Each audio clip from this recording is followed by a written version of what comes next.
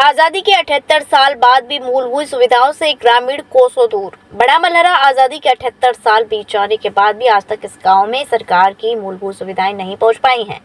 हम बात कर रहे हैं बड़ा मलहरा जनपद पंचायत की ग्राम पंचायत सूरजपुरा रोड का राजस्व ग्राम पड़ा झीर की, जो आदिवासी बाहुल्य के साथ साथ जंगलों से घिरा हुआ गाँव है, जहाँ तक आज भी ग्रामीणों के आसपास जाने के लिए पक्की सड़क तक नहीं है। और इस गाँव के कुछ लोगों के पास आधार कार्ड जैसे बहुमूल्य कागज न होने के कारण उन्हें शिक्षा से वंचित होना पड़ा है।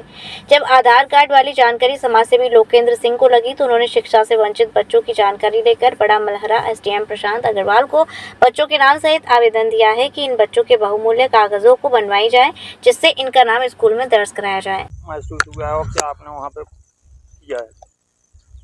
यहाँ ये एक बहुत महत्वपूर्ण प्रश्न है आपके द्वारा, चूँकि आपने देखा होगा कि लगभग आज़ादी को हमें 70 साल होने वाले हो गए हैं।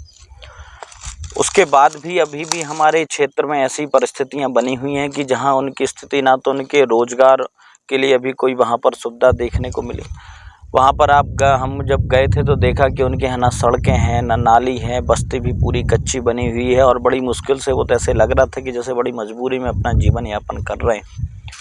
हम वहाँ अधिकारियों के साथ गए थे और वहाँ पर जो उचित उनकी जो रोज़ की ज़िंदगी के लिए बहुत आवश्यक है, जैसे सड़क का काम है, नाली का काम है, उनके यहाँ आवास के लिए है, तो इन सब के लिए हम अभी तुरंत बोल कर आए थे। सरपंच को भी मैंने तुरंत बोला था और मैंने अपनी निधि से भी लगभग वहाँ 10-12 लाख रुपए देने की बात कही है कि जहाँ जो उनकी के लिए आवश्यक है वो उनको तुरंत कर कीजिए, तुरंत उनके काम करिए।